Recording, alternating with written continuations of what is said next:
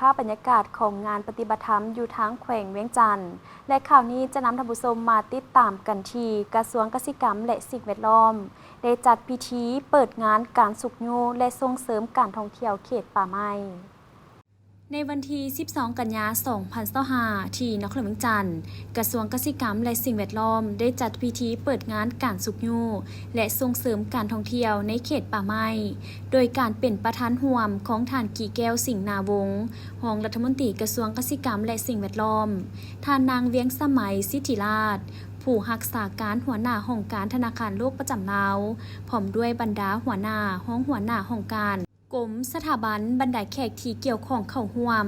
พิธีเปิดงานในครั้งนี้ถือเป็นขีดไม้อันสำคัญและเป็นสัญลักษณ์แห่งการเสริมขยายในฐานะที่สาธารณรัฐประชาธิปไตยประชาชนลาวแม่นจุดหมายปลายทางของภาคพื้นและสากลที่กำลังได้รับความนิยมในการท่องเที่ยวทางนิเวศวิทยา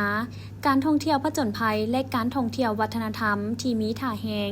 เป็นแหล่งรายรับทางด้านเศรษฐกิจโดยเฉพาะ